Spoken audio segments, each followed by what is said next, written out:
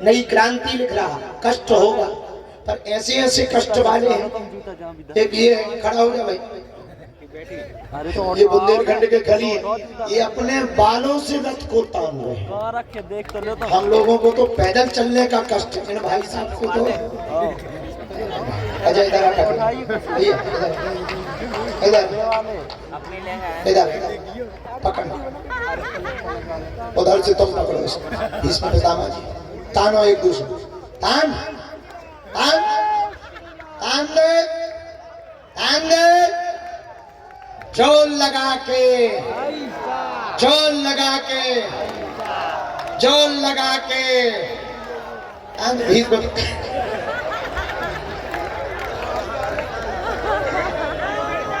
जोरदार ताली बजा दो हमारे खली के लिए। ये बुंदेलखंड के खली है, इनका नाम बद्री दादा है। अच्छा, हम लोग तो चले में कष्ट पा रहे हैं, ये अपने बालों से रथ तान रहे हैं, बालों से। अब विचार करो, ऐसे मोटे फैल हो गए। हमें तो पता ही था कि इनके बाल बहुत मजे। एक दिन हम वहां बैठे थे आश्रम में, अंग्रेज आ गए, कहाँ के थे, कोई देश के 3 अंग्रेज आ गए, तो वो बड़ी अंग्रेजी झाड़ रहे थे जी, आए हमसे मिलने, तो हम भी बड़े मजाक किया, आदमी बुंदेलखंडी। हमने कहा hello how are you man, you try one time, बाकी आई नहीं अंग्रेजी। हमने ट्रांसलेटर से कहा कि इसको कहो कि इनके बाल खींचे। 3 अंग्रेज जिम वाले, सारे लाल ऐसे पड़ गए जैसे किसी ने चमड़ी उधार दी। लेकिन ये झोंके तो उस दिन हमने इनके बालों का, तो अपना बुंदेलखंड अद्भुत है।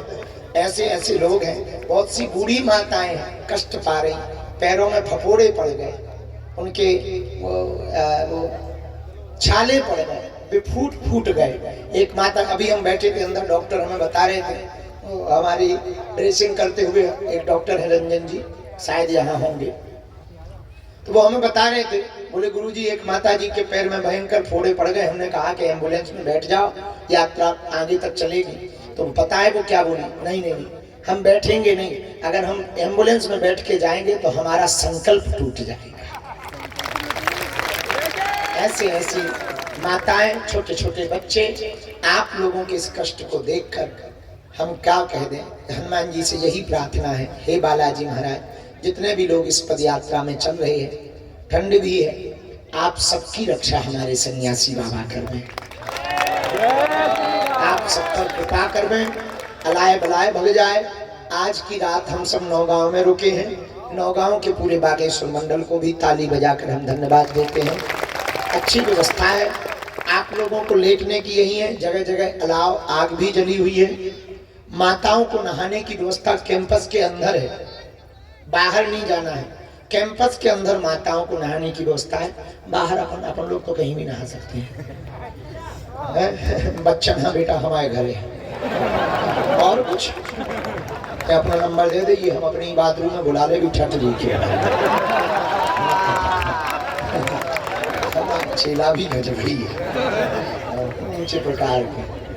रंगेले जी, तो हम सब जो है कल सुबह 7 बजे लेट हो ही गए आज, लेकिन नौगांव मंडल ने एक नया कार्य और किया है।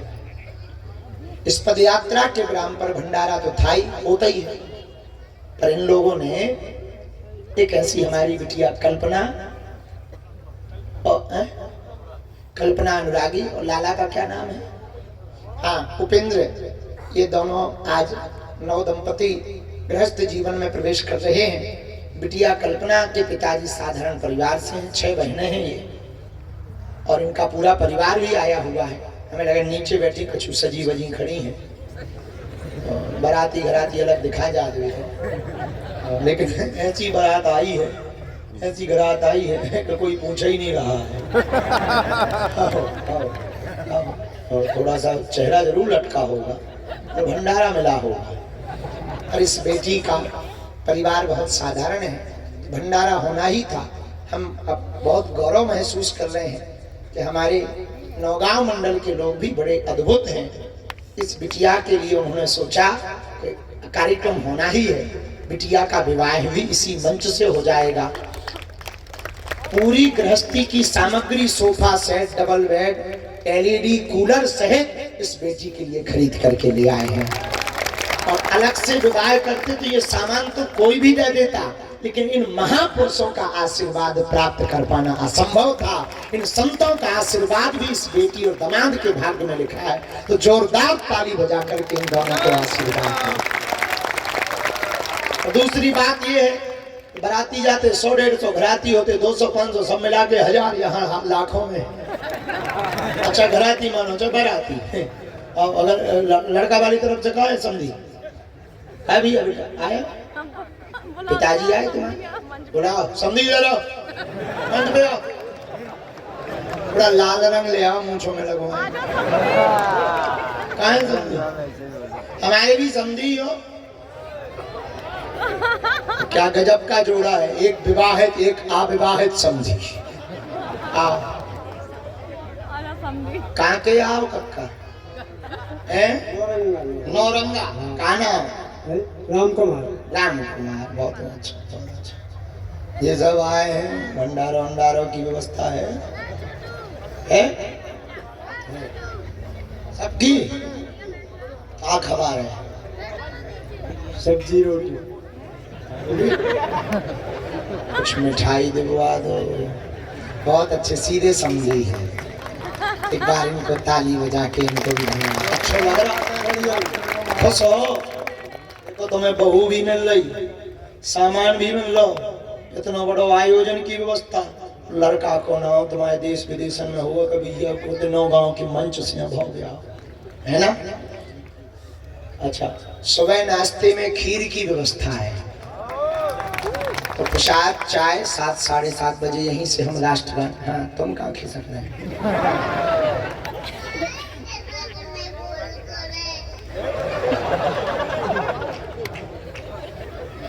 ए नौटंकी इधर आओ। ए महाराज इधर आओ, इधर आओ। कहाँ घूम रहे? इनको तुमने पहचाना नहीं होगा, ये वही है, इसने हमारी शादी की पर्ची बनाई थी। पकड़ पकड़ बोल रहा था ना, ये लड़की नहीं है लड़का है। 2 दिन बाद तो हम ही पता चलो लड़की हो कि लड़का। लगा तुम लड़की जैसे। लड़की का बोलते हमें।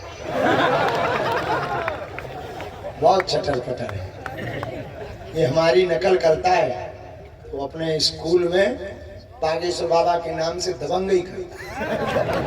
हमें जानते नहीं हो, हमारी गुरुजी से बनती है। ज्यादा हो तो वीडियो दिखा दे देगा तो मास्टर भी कहने लगे। अच्छा घर पे दरबार लगाता है ऐसे ही है नौटंकी वाला। पढ़ा करो, पढ़ाई लिखाई किया करो।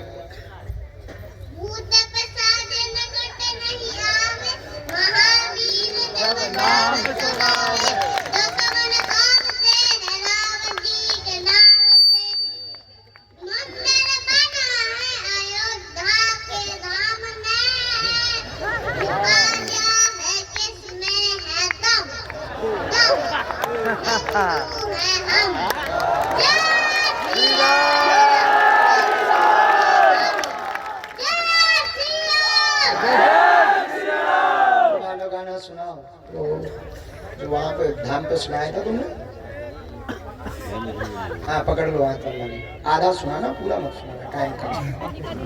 पकड़े लो हाथ बने बारी, नहीं तो डूब जाएंगे, हमारा कुछ न बचेगा, तुम्हारी बढ़ जाओ।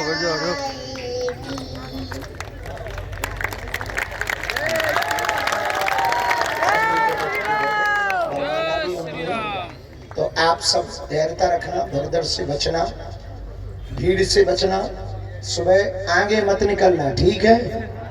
सामान तो नहीं गुम गया है? कितने लोगों का गुम गया सामान? गुम गया? जाओ ऋषि हमारी भी गुम गई। आ जाओ हवेली में, चलो इधर आ जाओ, हम तुम्हारा नाम लिखवा दें। आप दोनों भी आ जाओ इधर, नाम लिखवा देते हैं। तो बिटिया ही घुमा दे और बचो।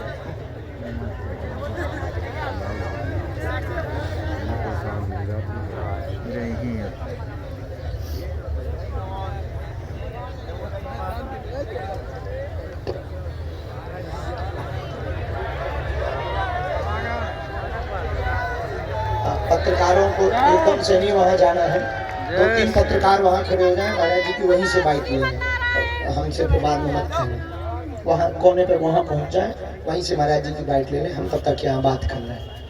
राम ये महाराज जी को वृंदावन जाना है।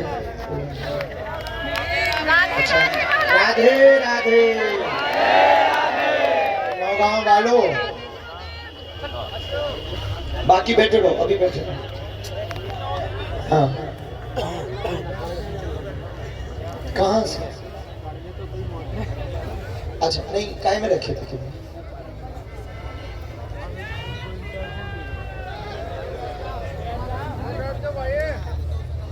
रिक्शा में नहीं रखना था। किसी भी रिक्शा में, ऑटो में सामान नहीं रखना है। बसें हमने और बढ़ा दी हैं, बसों में सामान रखना है। आप लोग थक तो नहीं गए हो? नहीं। टेंशन में तो नहीं हो? अच्छा लग रहा है ना? यात्रा में आप लोग संकल्पबद्ध हो? कष्ट तो नहीं हो रहा हमारे का? 29 तारीख की तैयारी नौगांव वालों तुम लोग भी कर लो। और कल हमको देवरी तक छोड़ने नौगांव वालों को चलना। कितने हैं नौगांव वाले? हाथ उठाओ। हाँ, ओरछा तक चलना है बेटा। नौगांव वालों तुम्हें भी साथ में चलना है छोड़ने के लिए। 29 तारीख को हमको ये यहीं बैठ जाओ, इन बहन जी के बगल में बैठ जाओ। और भी कोई सामान जिनका गुम गया वो आए तो यहाँ आगे भेजते जाए। ऋषि कहाँ है?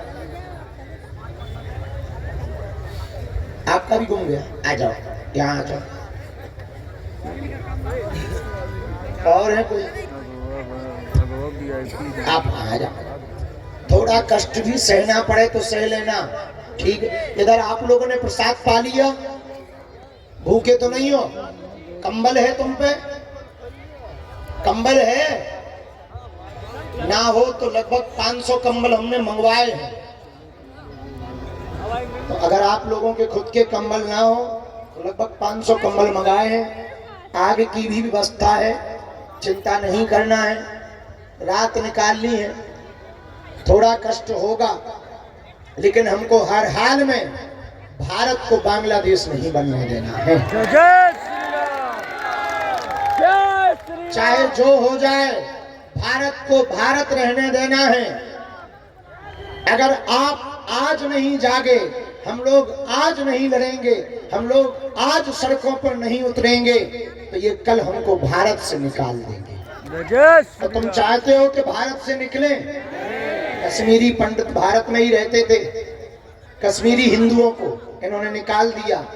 9 राज्यों में अल्पसंख्यक हो गए। मणिपुर में दंगा थम नहीं रहा। बहराइच में अभी अभी दंगा हुआ था। कोलकाता की स्थिति सबको पता ही है। बांग्लादेश के बारे में तो टीवी में देखा ही होगा। अब हम हिंदुओं को हर हाल में सड़कों पर उतर करके अपनी एकता का ध्वजा लहराना होगा। हमें सरकार से नहीं मांगना है, हमें पहले हिंदुओं को जागना है। जात पात से ऊपर उठना है। हमें किसी को मारना नहीं है। हम तलवारों की लड़ाई पर भरोसा नहीं करते, हम तो विचारों की लड़ाई पर भरोसा करते हैं। हमें विचारों से लड़ना है, धैर्य के साथ लड़ना है। सड़कों पर उतरकर एक होकर बताना है, अभी नहीं तो अभी नहीं तो कभी नहीं। बाद में वो गीत गाओगे, देर ना हो जाए कहीं, देर ना हो जाए, देर हो जाएगी फिर पछताए का हुई जब चिड़िया चुग गई खेत। बाद में फिर पछताने से कुछ होने वाला नहीं है। इसलिए हिंदुओं, नागपुर वाले तुम भी लगा दो फोन वहां।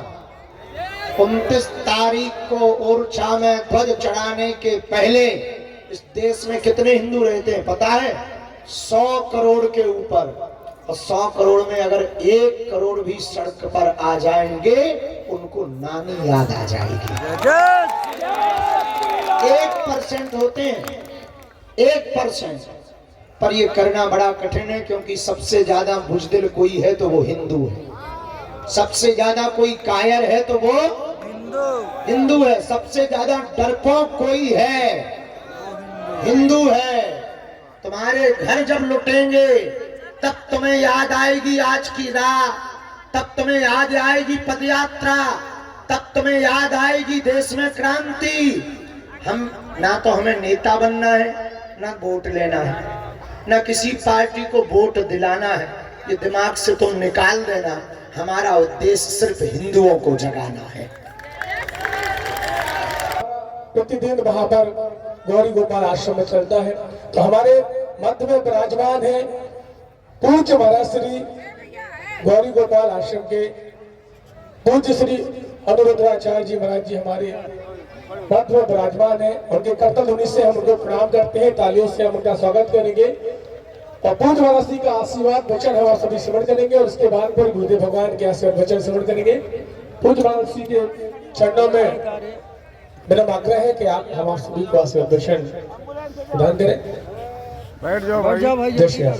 बैठ जाओ, जूते ही ना उतार। अरे यार उधर उतार लो भाई। बोलिए भक्तवत्सल भगवान की, पूज्य बागेश्वर धाम की, बालाजी सरकार की, श्री गौरी गोपाल भगवान की, श्री वृंदावन बिहारी लाल की, पूज्य महाराज जी की। भगवान की कृपा से संतों के चरणों में दास अनिरुद्ध का कोटि कोटि नमन। आचार्य जनों के बैठ जाओ भाई।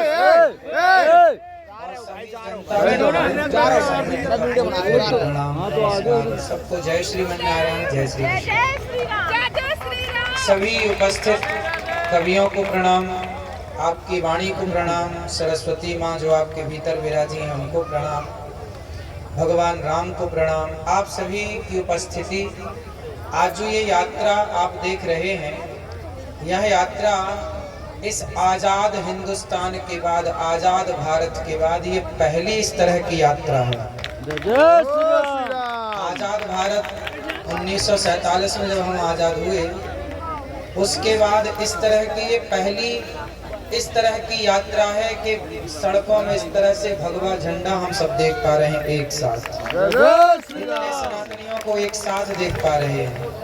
देखिए, अभी तक हम लोगों ने सुना था कि हिंदू सो रहा है, अभी तक हम लोग सुनते आए हैं कि हिंदू सो रहा है, कब जागेगा कब जागेगा। लेकिन अब हमें लग रहा है कि हिंदू अब नहीं सो रहा है, अब हिंदू देखो जाग रहा है, जाग के सड़कों में आकर के अपने अधिकार की बात कह रहा है। अभी तक क्या हुआ कि हम लोग अपने अधिकार की बातें कह ना पाए, अपने अधिकार की लड़ाई लड़ ना पाए, हम बटे थे। और इस बंटवारे में आपको पता है हम कितने वर्षों तक गुलाम रहे अंग्रेजों के और मुगलों के? कितने वर्षों तक गुलाम रहे? 500 साल को मुगलों की गुलामी की, 200 साल अंग्रेजों की गुलामी की, टोटल हम 700 साल तक बटे रहे और गुलाम रहे। जानते हो क्यों गुलाम रहे?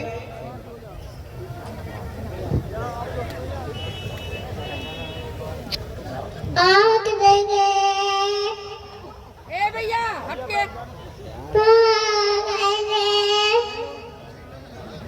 जय श्री राम। भाई बालाजी के लिए ये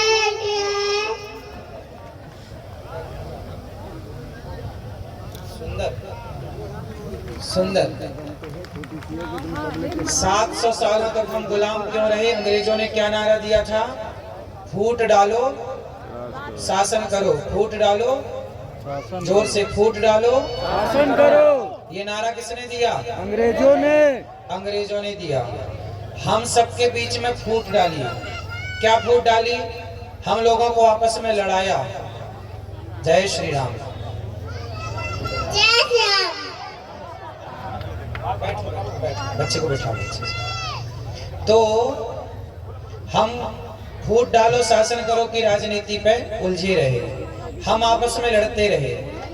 हमने आपको पहले भी बताया है, पूज्य महाराज जी के द्वारा जो कन्याओं का विवाह हर वर्ष होता है, उस कन्याओं के विवाह में जब हम 2 वर्ष पहले पिछले वर्ष जब आए थे, तो महाराज जी के सामने ही, महाराज जी के साथ ही ये दास अनिरुद्ध ने कहा था, आपको याद होगा, हम कितने भाई हैं?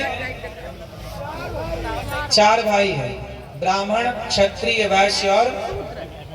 अच्छा एक बात बताओ, पूज्य महाराज जी कह रहे हैं कि हिंदू राष्ट्र बनाओ, सरकार को निवेदन कर रहे हैं, आप सब सम्मिलित हैं यात्रा में। ये दास अनिरुद्ध भी आज यात्रा में सम्मिलित हुआ और हमें अच्छा लगा आप सबका दर्शन करके। अच्छा सोचो, सारा हिंदू समाज, सारा भारत चाहता है कि हिंदू राष्ट्र बने। आप में से कितने लोग चाहते हैं कि हिंदू राष्ट्र बने?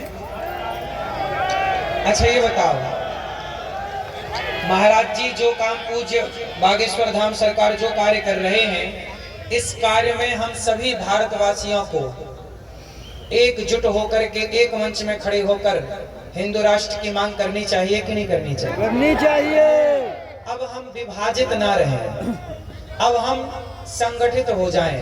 कोई व्यक्ति चल रहा है तो हम या तो संग चलें, या फिर हम साथ में शारीरिक नहीं चल पा रहे हैं तो घर बैठे ही समर्थन करें। यदि आप सनातन को मजबूत करना चाहते हैं तो कुछ बातें ध्यान से सुनिए। एक तो पक्ष ये है कि देश हिंदू राष्ट्र बने। थोड़ी देर के लिए इमेजिन करो, सोचो, यदि ये भारत हिंदू राष्ट्र नहीं बना, थोड़ी देर के लिए सोचो, यदि ये भारत हिंदू राष्ट्र नहीं बना, और थोड़ी देर के लिए सोच लो कि आज दक्षिण भारत में आप जाओ तो इसी भारत में हमारे हिंदू अल्पसंख्यक हो गए कि नहीं? हाँ या ना? बहुत सारे राज्यों में हिंदू कम हो गए और अन्य लोगों की, विधर्मियों की संख्या ज्यादा हो गई। एक छोटी सी कल्पना करो, जरा सोचो कि यदि ये भारत मुस्लिम राष्ट्र बन जाए, यदि ये भारत हिंदू राष्ट्र हम चाह रहे हैं कि बने, यदि हिंदू राष्ट्र के लिए हिंदुओं ने समर्थन नहीं दिया, यदि हिंदू खड़े नहीं भये, और जरा सोचो कि यदि ये देश मुस्लिम राष्ट्र बन गया, तो मुझे एक प्रश्न का उत्तर देना, यदि ये देश मुस्लिम राष्ट्र बना, यदि इस देश में मुसलमानों की संख्या बढ़ी, तो जानते हो क्या होगा? क्या इस देश में आपकी बहन बेटियां, क्या आप इस देश में, यदि ये मुस्लिम राष्ट्र बनता है, मुसलमानों की संख्या बढ़ती है, तो क्या इस देश में आप सुरक्षित रह पाओगे? अच्छा, क्या फिर इस देश में सिख लोग सुरक्षित रह पाएंगे? उत्तर दो। क्या इस देश में जैन लोग सुरक्षित रह पाएंगे? अब जैन कहें, सिख कहें कि जी हम हिंदू राष्ट्र में हम सहयोग क्यों करें, क्योंकि आप तो हिंदू राष्ट्र की बात कर रहे हैं। अब जैन लोग कहें कि जी हम आपका समर्थन क्यों करें, सिख कहें जी हम आपका समर्थन क्यों करें, हमारे बौद्ध लोग कहें कि जी हम समर्थन क्यों करें, क्योंकि हम तो बौद्ध धर्मावलंबी हैं, आप तो हिंदू राष्ट्र की मांग कर रहे हैं। तो जैन कहे, सिख कहे और बौद्ध कहे कि हम आपका समर्थन क्यों करें। तो मैं उन लोगों के लिए एक बात बताऊं, कभी इस सवाल कोई आपसे करे तो आप उत्तर दे पाए। इसके लिए हिंदू राष्ट्र मतलब है सनातन राष्ट्र। हिंदू राष्ट्र का मतलब है सनातन राष्ट्र, और ये सभी लोग सनातनी हैं, चाहे वो सिख हो, चाहे वो जैन हो, चाहे वो बौद्ध हो। अब यहाँ एक छोटी सी बात जो मैंने कही, उसकी जरा बात समझो। यदि जैन कहते हैं कि हम आपका समर्थन क्यों करें, क्योंकि आप तो सनातन राष्ट्र बनाना चाहते हैं, हिंदू राष्ट्र बनाना चाहते हैं, तो उन जैन भाइयों से पूछना, उन सिख भाइयों से पूछना, उन बौद्ध भाइयों से पूछना कि यदि ये भारत मुसलमानों के कब्जे में आया और ये मुस्लिम राष्ट्र रहा, तो बताओ क्या ये मुसलमान फिर सिखों को रहने देंगे? क्या ये मुसलमान जैनों को रहने देंगे? क्या जैनों की और सिखों की बहन बेटियां सुरक्षित रहेंगी? क्या बौद्ध सुरक्षित रहेंगे? इसलिए सनातन सुरक्षित है तो सिख, जैन, बौद्ध, संपूर्ण विश्व सुरक्षित है। जय श्री राम। यदि सनातन सुरक्षित नहीं है ना मेरे भाइयों, तो कोई आपको बचाने वाला नहीं है। इसलिए कहता हूँ कि सनातन का समर्थन करना चाहिए। हमारे जैन भाई ये भी सनातनी है, हमारे सिख भाई ये भी सनातनी है, और हमारे बौद्ध भाई ये भी सनातनी है। हम सबको सनातन का साथ देना चाहिए। सब एक है। यदि बट गए, जैसे हम बात करते हैं जातियों की, ब्राह्मण, क्षत्रिय, वैश्य, शूद्र, हम इन जातियों में तो बटे हैं, लेकिन एक बात बताओ, क्या जैन और हिंदू अलग हैं? जैनों के भगवान हैं भगवान ऋषभदेव जी। 24 तीर्थंकर में एक तीर्थंकर भगवान ऋषभदेव जी हैं, हाँ या ना? अब ये बताओ कि जैन ऋषभदेव जी को मानते हैं, और हम लोग 24 अवतारों में एक अवतार हम लोग भगवान ऋषभदेव जी को मानते हैं। हमारे 24 अवतारों में भी एक अवतार कौन है? भगवान ऋषभदेव जी। तो जैन और हिंदू, जैन और हम सनातनी, हम दोनों की विचारधारा एक है कि नहीं? माना कि मत अलग अलग हो सकते हैं, विचारधाराएं अलग अलग हो सकती हैं, पर हम हैं तो एक ना। इसलिए मैं जब बात करूं सनातन की, मैं जब बात करूं सनातन धर्म की, मैं जब बात करूं हिंदू राष्ट्र की और सनातन राष्ट्र की, यदि कोई आपको कहे कि जी हिंदू राष्ट्र बन रहा है, हम क्यों नहीं, ये सनातन राष्ट्र है। हिंदू राष्ट्र मतलब सनातन राष्ट्र, और सनातन राष्ट्र बनेगा, हम सुरक्षित रहेंगे। सनातन कहते हैं ना कि नींव यदि बचेगी, नींव मजबूत है तो इमारत टिकी रहेगी, कितना भी तूफान और कितना भी भूकंप आए। नींव कमजोर है, इमारत कितनी सुंदर है तो ढह जाएगी, गिर जाएगी। तो इस दुनिया की नींव सनातन ही है। सनातन सुरक्षित है तो सब सुरक्षित है। यदि सनातन हिला तो सब हिल जाएंगे, फिर कौन बचेगा? सवाल पूछिएगा आप कि क्या मुसलमान बाहुल्य यदि ये राष्ट्र हुआ तो क्या रहने देंगे वो किसी को? एक छोटा सा मैं एग्जांपल देता हूं आपको। पृथ्वीराज चौहान का नाम तो सुना होगा। पृथ्वीराज चौहान इतने बढ़िया राजा थे, इतने अच्छे योद्धा थे कि उन्होंने मोहम्मद गौरी को कई बार पराजित किया। इतिहास पढ़ा होगा आप लोगों ने। लेकिन क्या हुआ, जब पृथ्वीराज चौहान का विवाह हुआ संयोक्ता के साथ, तो संयोक्ता के पिता थे, जानते हो संयोक्ता के पिता का नाम क्या था? जयचंद। जयचंद को ना गुस्सा आई कि मेरी बेटी से इसने ब्याह क्यों कर लिया। देखिए आपस का द्वेष, आपस की नफरत, यदि हम आपस में लड़ बैठेंगे तो देश को कौन संभालेगा? कोई भी बाहर वाला अपने घर से हमें निकालेगा। दीवानों जरा होश करो मेरे देश प्रेमियों, आपस में प्रेम करो देश प्रेमियों। देखो जरा, पृथ्वीराज चौहान इतने अच्छे राजा थे, मोहम्मद गौरी भारत का दुश्मन था, उसको पराजित भी किया, लेकिन जयचंद ने जाकर के मोहम्मद गौरी से हाथ मिला लिया और मोहम्मद गौरी से बोला कि एक काम करो, हमारी सेना और तुम्हारी सेना मिल करके अपन पृथ्वीराज को हराते हैं। लेकिन शर्त रखा जयचंद ने कि एक काम करना कि आप दिल्ली के, आप सारा खजाना तो आप ले जाना, सोना पृथ्वीराज का तुम लूट लेना, लेकिन दिल्ली की जो गद्दी है वो मुझे दे देना। तो मोहम्मद गौरी बोला ठीक है, क्या दिक्कत है। अब मोहम्मद गौरी की सेना हो गई ज्यादा, उसका बल हो गया ज्यादा, क्योंकि जयचंद ने साथ दे दिया। अब जब साथ दिया, समर्थन दिया, तो पृथ्वीराज को उन्होंने, जब वो शयन कर रहे थे, अधर्म से पकड़ लिया और ले गए और आंखें फोड़ दी, आप सब जानते हो। फिर क्या हुआ, जयचंद ने बोला मोहम्मद गौरी से चलो अब दिल्ली की सत्ता दो, सोना तुम ले जाओ, सत्ता हमें दे जाओ। तब जयचंद को मोहम्मद गौरी ने चौराहे पर खड़ा करके मारा। उस जयचंद को कहा मोहम्मद गौरी ने कि मूर्ख, जब तू अपने देश के लोगों का सगा ना हो सका, जब तू अपने सगे दामाद का सगा ना हो सका, तो तू मोहम्मद गौरी का सगा होगा। जयचंद को मार दिया, तू गद्दार है। एक बात बताऊं, इस सनातन यात्रा में ना, जो ये यात्रा निकल रही है, हम सबको इस यात्रा से जुड़ना चाहिए। और इस अच्छी यात्रा का समर्थन करना चाहिए, वरना जयचंद जैसे लोग समाज में जो मोहम्मद गौरी का साथ देते हैं, तो मोहम्मद गौरी साथ लेके जीत तो जाएगा लेकिन तुम्हें छोड़ेगा नहीं। इसलिए सनातनियों, सनातन का साथ देना, धोखे से भी किसी और का साथ मत देना, क्योंकि तुम्हारी यार में वो हमें तो पराजित कर देंगे लेकिन तुम्हें भी नहीं छोड़ेंगे। ये बात हर उस जैन भाई के लिए है, हर उस सिख भाई के लिए है, हर उस बौद्ध के लिए है जो सोचते हैं कि आप तो सनातन यात्रा निकाल रहे हैं, हमारा क्या लाभ है। तो मैं चाहूंगा कि भारत का प्रत्येक सिख हो, जैन हो या बौद्ध हो, प्रत्येक व्यक्ति को आकर इस सनातन यात्रा का साथ देना चाहिए और अपनी रक्षा करनी चाहिए। ये हिंदुओं की यात्रा ही है ऐसा नहीं, सबकी यात्रा है। क्यों जी, बात सही है? अब ये बताओ, हम जातियों में बट गए, ब्राह्मण बट गया, क्षत्रिय बट गए, वैश्य बट गए, शूद्र बट गए। हमने कई बार कथा में कहा वेद मंत्र इसका प्रमाण है।